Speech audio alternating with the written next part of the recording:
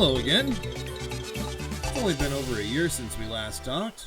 I've been busy taking care of myself and just doing life. I've also been thinking about what to make a video on, and this is one I've been wanting to do for a while. For those that don't know me outside of YouTube, I love Sonic the Hedgehog. I mean, come on. Look at that design. The slicked back blue quills, the snarky smile, the noodle limbs, and of course, the shoes. Damn, Daniel! Okay, I know the Sonic fanbase can be, well, cringy to say the least. What with the OCs, the varied quality in game releases, the, fan art. There are lots of great things about it too. In fact, the music is something that most fans agree is one of the best things about the series. And I have a lot to say about it, let me tell you. So I figured we could go era by era and talk about whatever rolls into my head about the music. So without further ado... Ready to roll, champ? Let's go! Roger!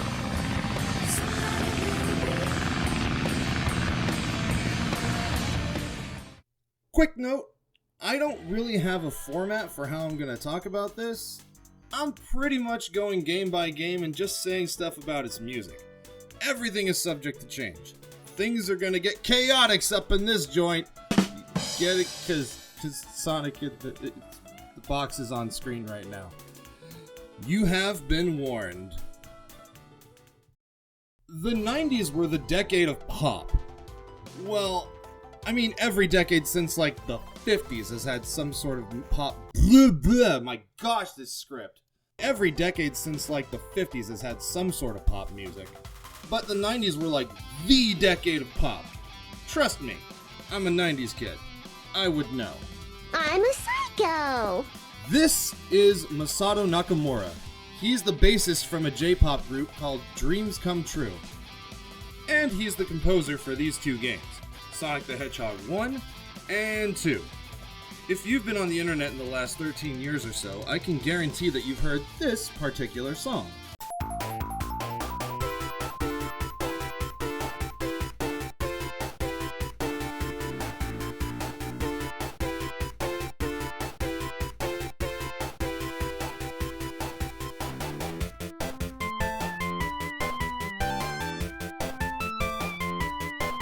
Yep. That was composed by Nakamura, and so was this.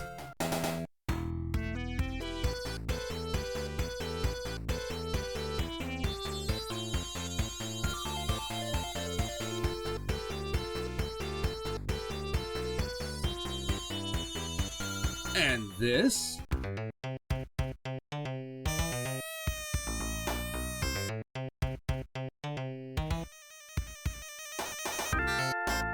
And this.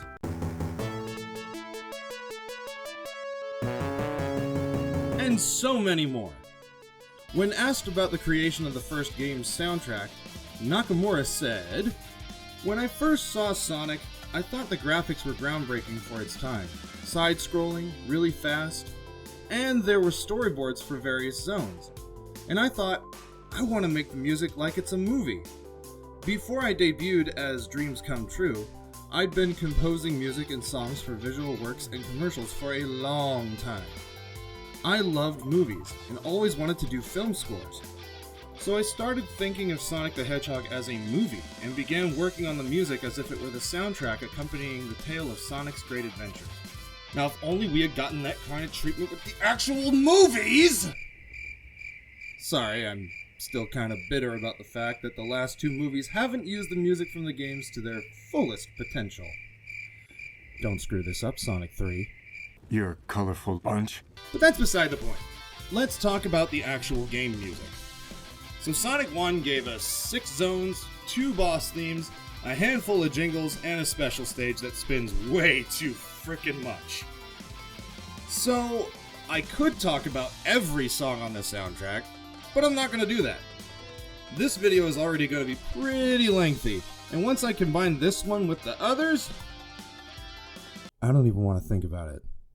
So, I'm just going to talk about my favorites and maybe some notable exceptions. So let's kick things off with... I feel I don't need to talk about this one too much. It's been in a lot of current Sonic games, and its theme is so closely associated with all things Sonic that I really can't think of anything else to say about it that hasn't already been said. It's fun, quick, and easygoing. Perfect for a first level. And memes. Where do I even begin with how good this theme is?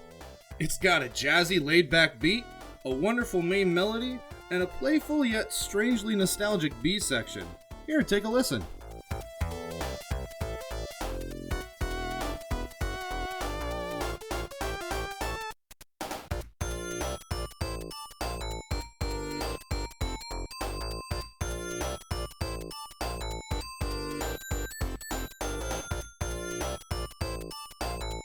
Given that this level is inspired by pinball and casinos, it's no wonder it went for a more jazzy feel. It's bouncy and fun, which is more than I could say for the next level theme. Oh jeez. Definitely not my favorite theme, or level for that matter. Labyrinth Zone is... bad. The word you're looking for is bad. Thank you, Vaggie from the hit show Has Been Hotel. Look, despite the level's reputation, the theme itself isn't horrible. Like the other levels, it certainly fits the vibe. Slow and mysterious.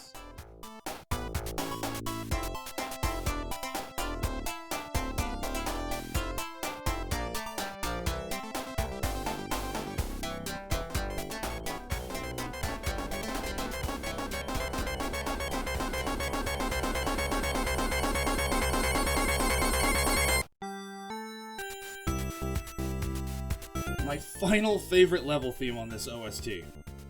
I love the speedy yet peaceful vibe this one gives off. As you're racing under a starlit cityscape, it feels like you're being reminded that this game is still all about speed, something you may have forgotten about after the previous level.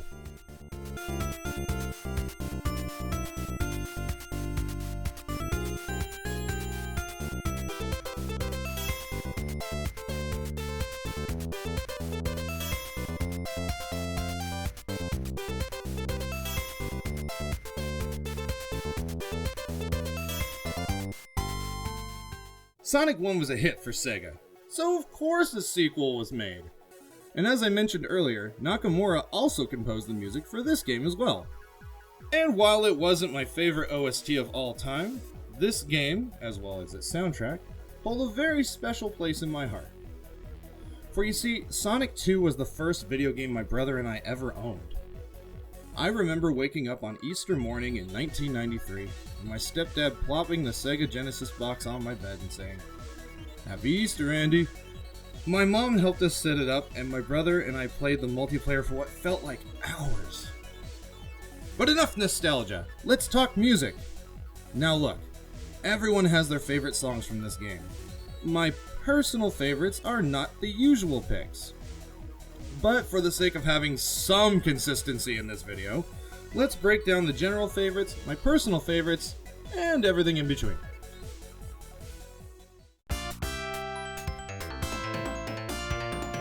Good old Green Hill 2.0. Now I'm not hating on this song, it's what a good tropical Sonic level theme should be. Light, breezy, and fast. But something about it just doesn't click for me.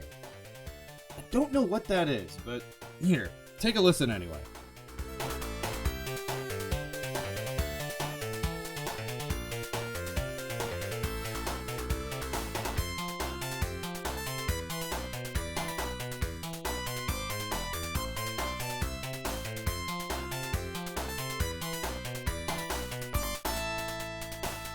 What do you think? Leave your comment below and let's move on to Chemical Plant.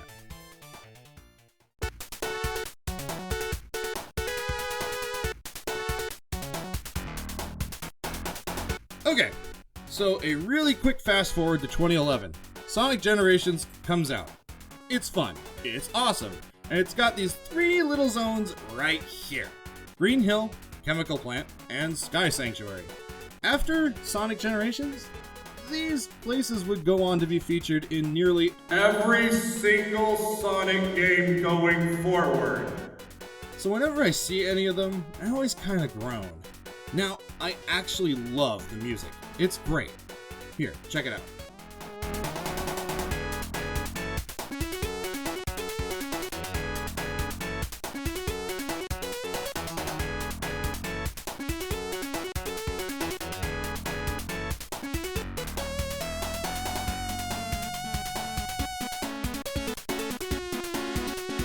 But in the years since Generations, I can't help but hum the tune and almost immediately get sick of it. To be fair, I have softened to the tune again in recent years, but it still kind of annoys me. Okay, but the bass does slap though.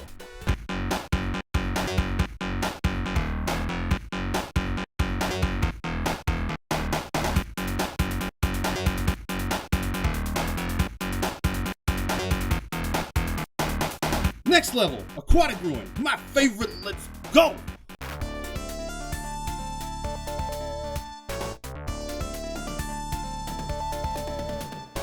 This song is so freaking good.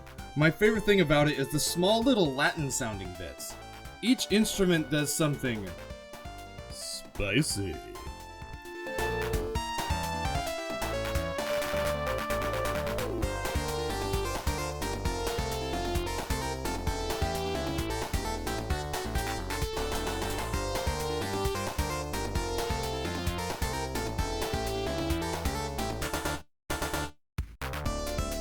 Next up, Casino Night.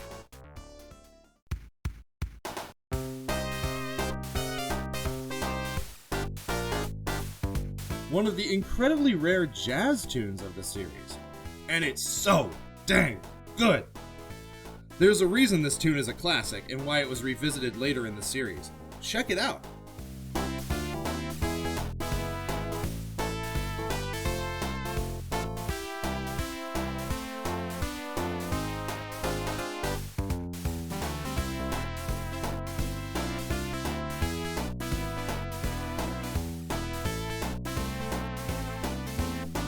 Perfect for that swing dance with your special one, or that crippling gambling addiction you have from playing the slot machines in this level. Stop it.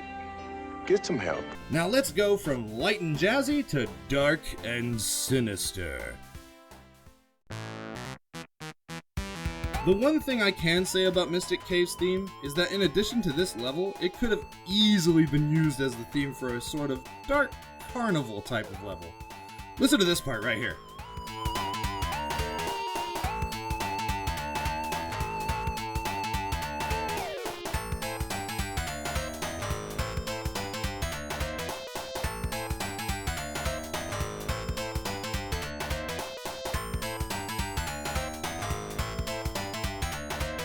Transitions are a bit hit or miss with me, so...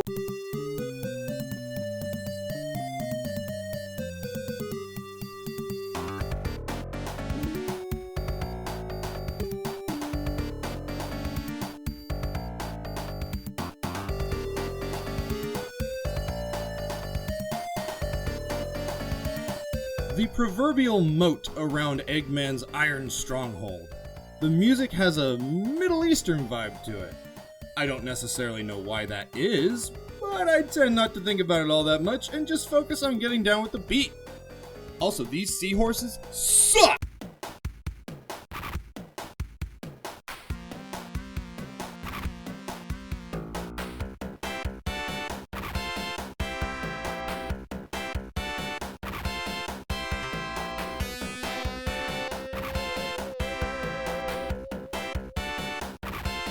For a level set inside Eggman's factory, it sure is funky. You'd think it'd be something a bit more, I don't know, epic? Then again, this is Eggman we're talking about. Have you seen his dance in the first Sonic movie? Look at him go!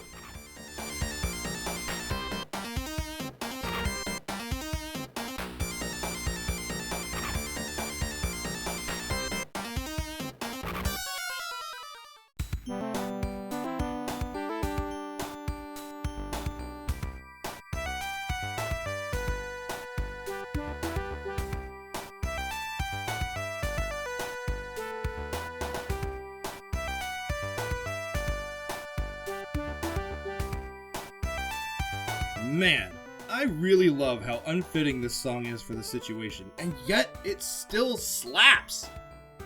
People still say that, right? Sonic and Tails are chasing down Eggman's wing fortress, and instead of something urgent and fast-paced, we have this almost chilled out, no worries, take your time kind of vibe. And I love it.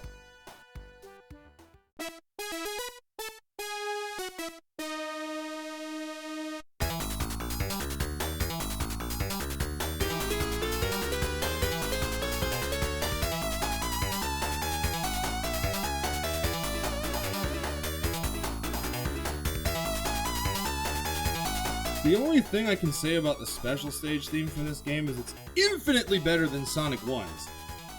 It's not slow, or spinning, or trying to put me to...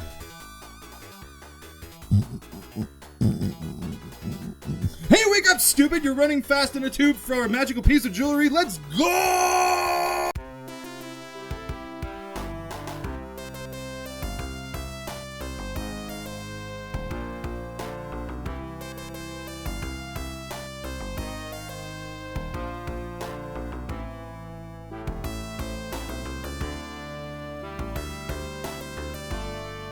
Fun fact about this last one. Nakamura's previously mentioned band has a vocal version of this song, which I believe came out first, called Sweet Dreams. It's really pretty, and screw it. I'm going to try to do a mashup of the game tune and the vocal one to trick YouTube's totally awesome copyright system.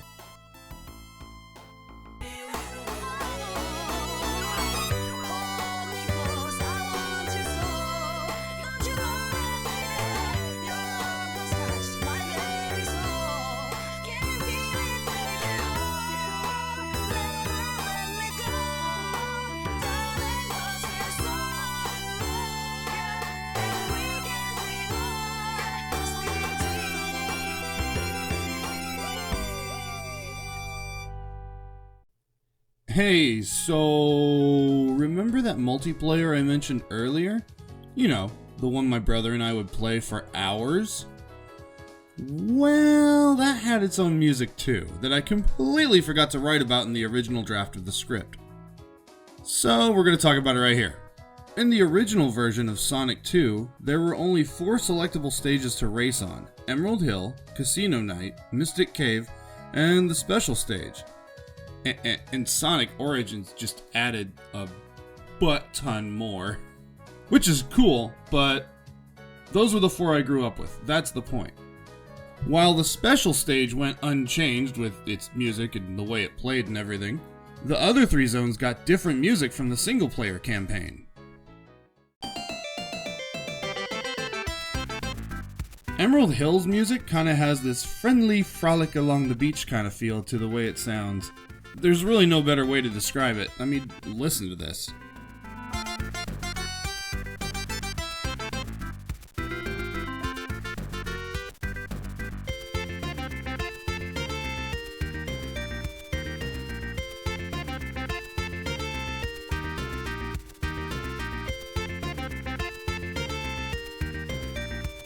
It's fine. It's not something I blare in the car going to work or anything, but it's fine. Casino Night has this, like, Michael Jackson kind of sound to it. We'll be talking briefly about him later, just you wait.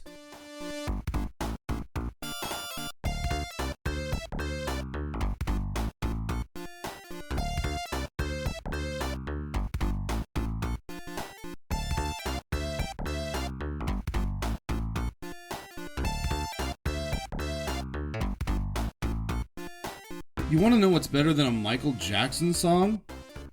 Nothing, you big silly. But you want to know what comes close? Sweet rave parties.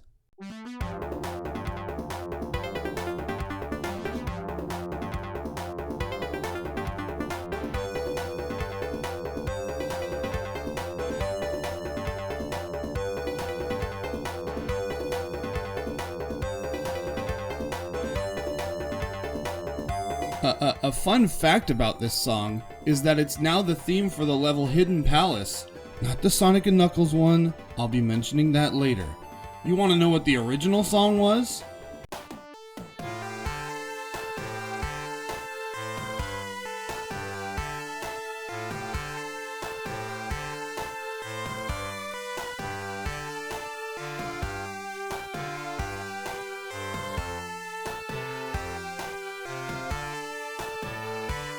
Yeah, not the best song in the world. Sadly, Nakamura would not return to the Sonic series upon completing Sonic 2's soundtrack. And the next Sonic game wasn't Sonic 3. That would take another 2 years of development. So in 1993, Sega released Sonic CD, which had not one, not three, not even four, but two different soundtracks. One for us Americans, and the other for Europe/Japan. The Euro-Japanese one was composed by Naofumi Hataya and Masafumi Ogata. And since the Euro-Japanese version of the game was released first, most fans consider this to be the official original soundtrack. Corporate needs you to find the differences between this picture and this picture. They're the same picture. So who composed the American soundtrack? Why, Spencer Nilsen, David Young, and Sterling Crew, of course. Come on. Psst. Everyone knows who these guys are. Where have you been? Living under a rock or something? Maybe under a time stone or a chaos emerald that would not hide you very well. And now I'm rambling, so this is gonna be really stupid, so please cut ahead. Okay, so admittedly, I had no idea who any of these people were either. But after doing some research, Spencer Nilsen apparently made an album back in 1989 called Architects of Change, which I gotta say is pretty dang good. I mean, I don't have it on like my Spotify repeat or anything. I mean, it's also not even on Spotify, but it's not on like my YouTube. Like, I'm not playing it over and over is my entire point. I'll leave a link to the playlist for it in the description though. He also wrote a song called Hydra's Laugh for a compilation album called, get this, Party! Music That Cooks 2. And while the album title might be amiss, the song really isn't. In fact, it kind of sounds like a lost track from Sonic CD. Check it out.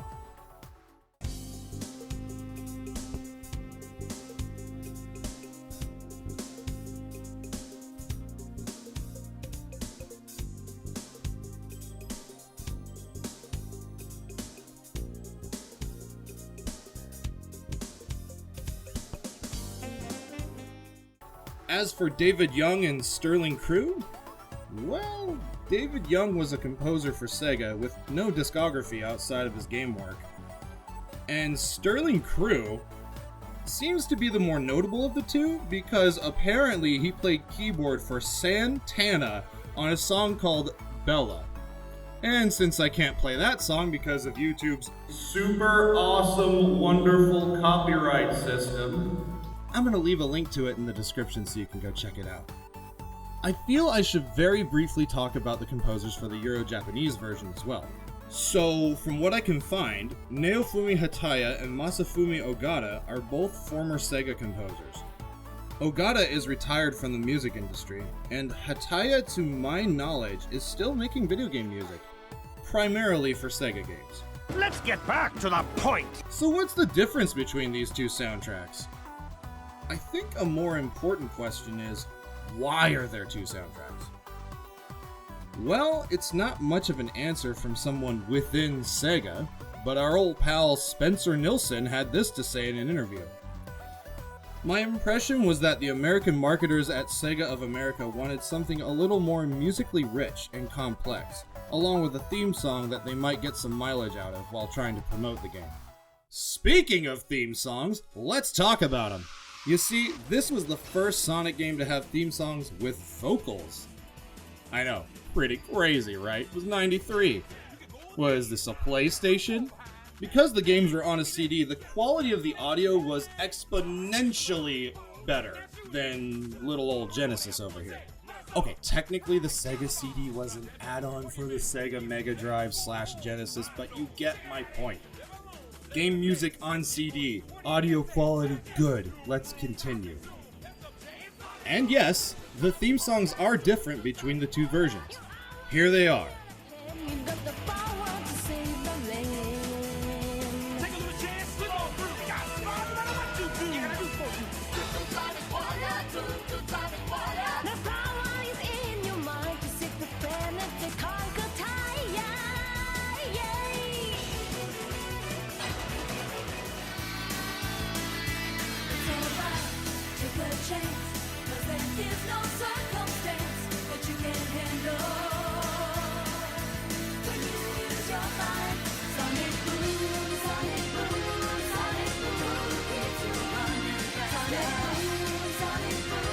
Now, I know everyone has their favorite song / soundtrack of the two.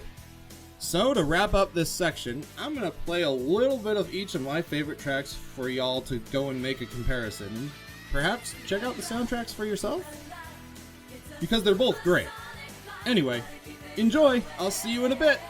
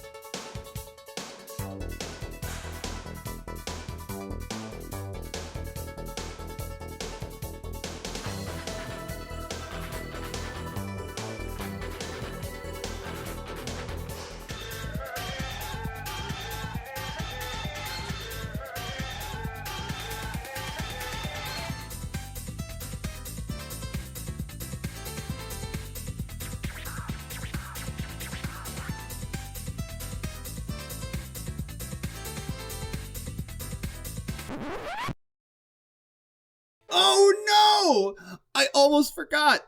This game features time travel, so each zone has 4 tracks that are associated with it. One for the past, the present, and 2 different futures. One good and one bad. However, the US soundtrack only made unique tracks for the present and good / bad futures. For the past, they just borrowed the Euro-Japanese tracks. Strange, isn't it? So before we move on, I'm gonna show you just a few more tracks to not only show you the differences between the US / Euro-Japanese soundtracks, but also between time zones on each of the individual levels. Okay, here we go.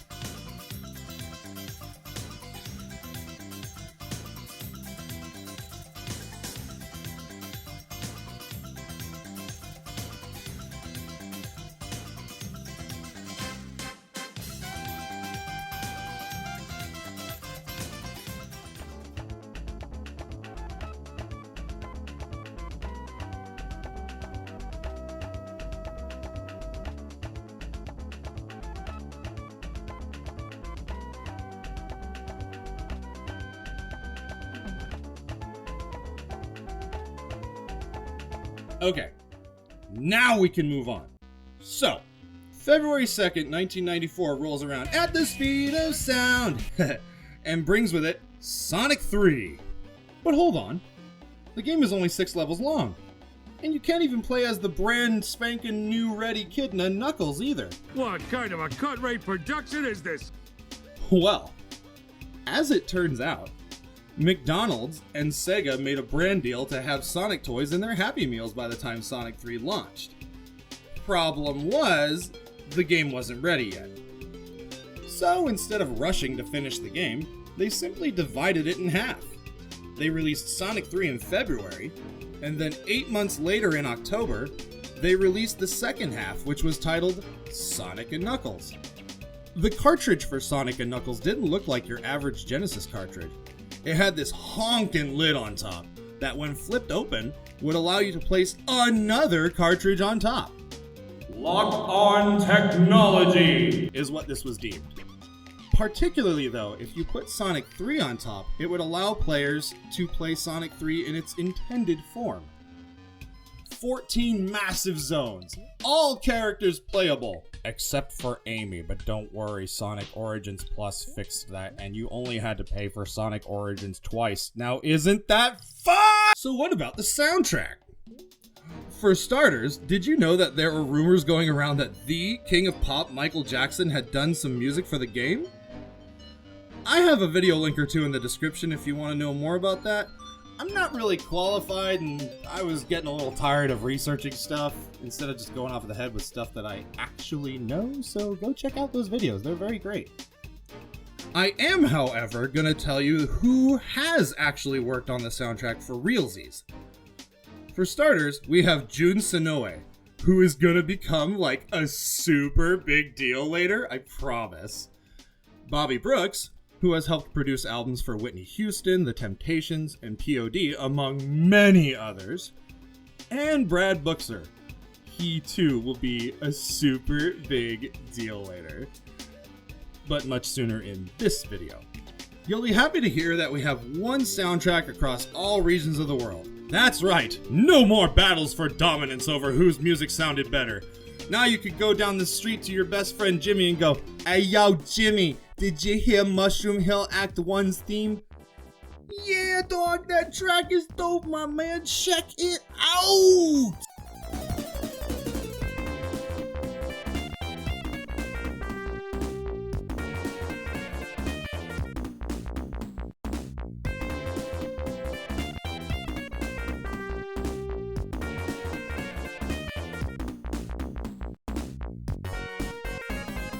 That doesn't mean there weren't changes.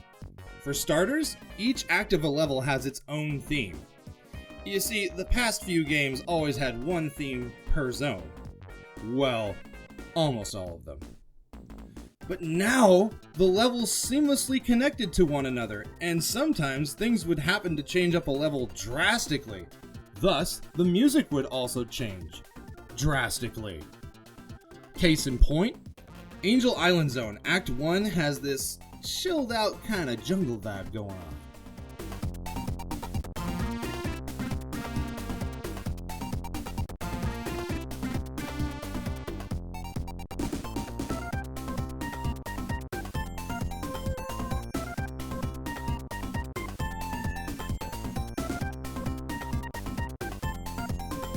You're running around, swinging on vines, breaking dino robots, when all of a sudden, an entire fleet of flame-throwing robots descends upon the island and starts burning everything in sight.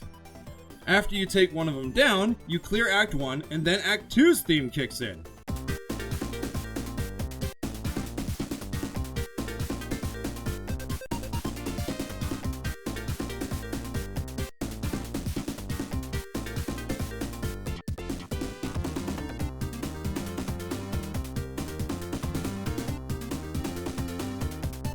You do hear it, right?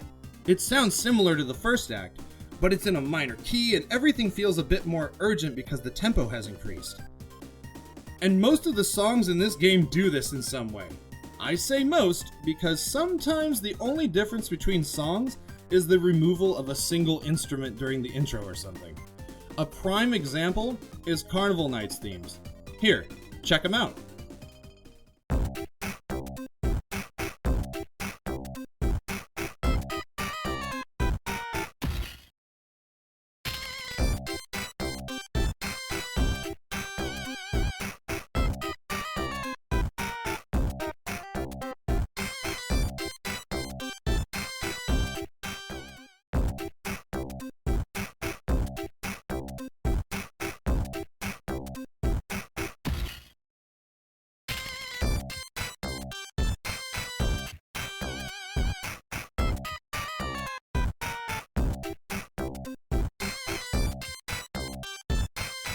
See, there's a very minor difference.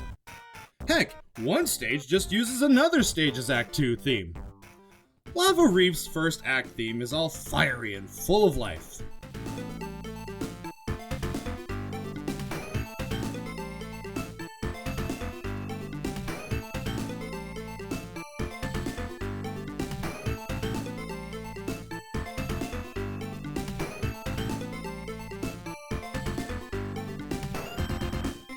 But after you beat the first mini-boss and move on to Act 2, things get a little more slower and mysterious. The lava has cooled down in some spots, and the color scheme goes from a red, orange, yellow, and brown to a blue, white, and green with hints of the red and orange from earlier. We are still in a volcano after all.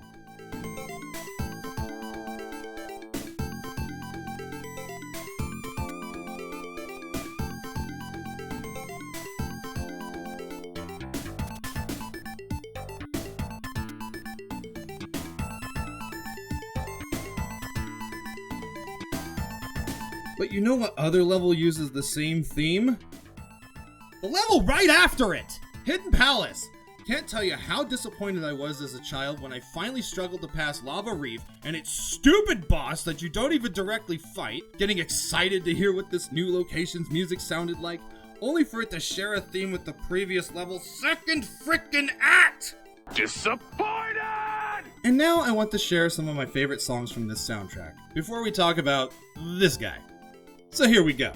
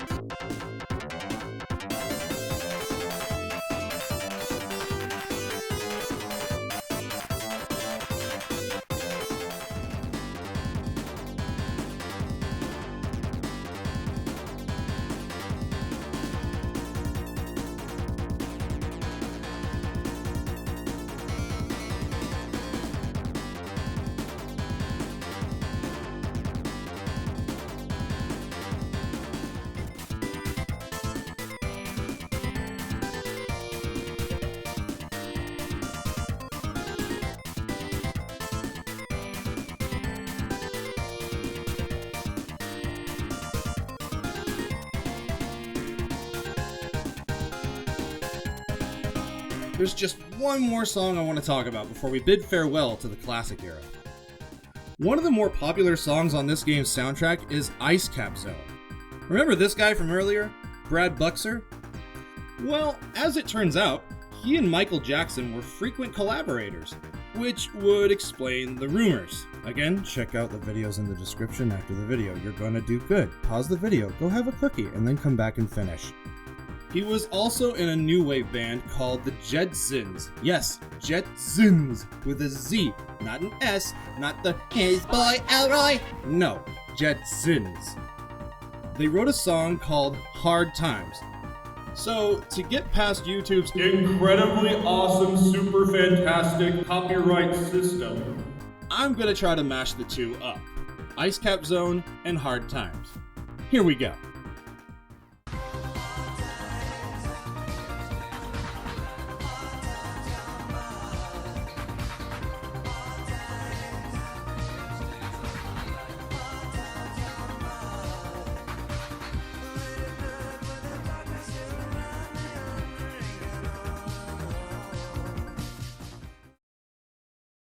Remember earlier when I said, there's just one more song I want to talk about before we bid farewell to the classic era? You see, I have lied to you. Surprise! Okay, actually, like the Sonic 2 section, I forgot to write about the multiplayer music. I don't play multiplayer because I don't have many friends in town. Anyway, I don't have a whole lot to say about these songs. I already played one of my favorite songs earlier in the video, Chrome Gadget.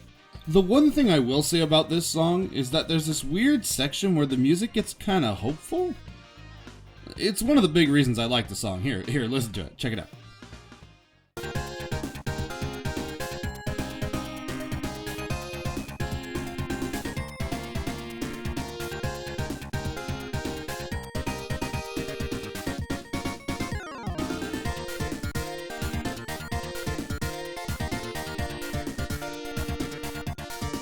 The only other two songs I really like from the multiplayer are Azure Lake and Endless Mine.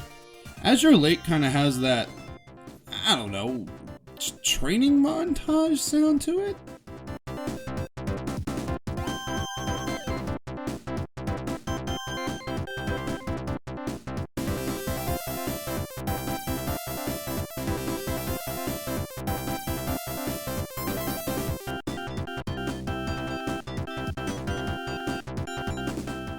Endless Mine, on the other hand, sounds a lot more disco-y.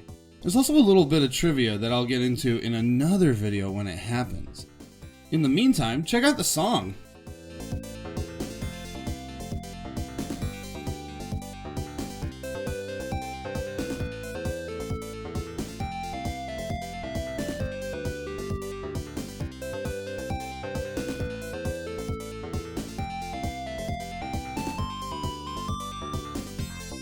Oh yeah, just a minor side note.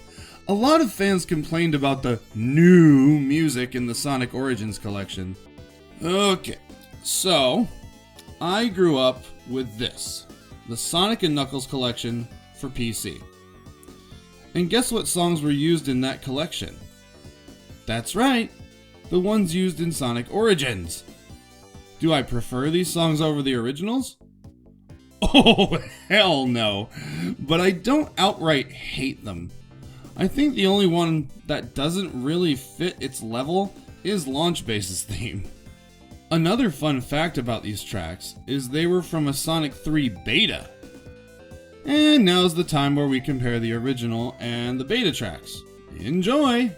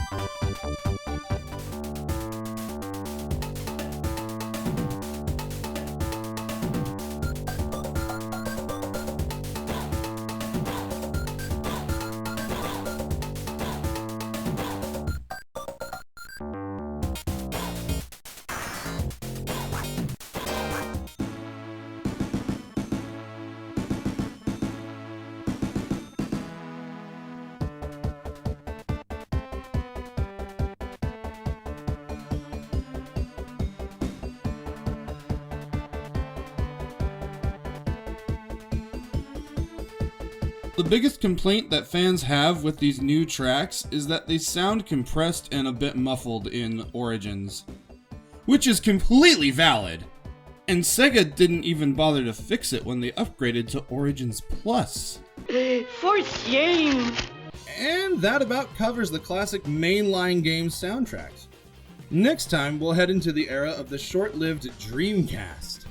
Until then, do the YouTube things, and I'll see you when I see ya. Later, nerds.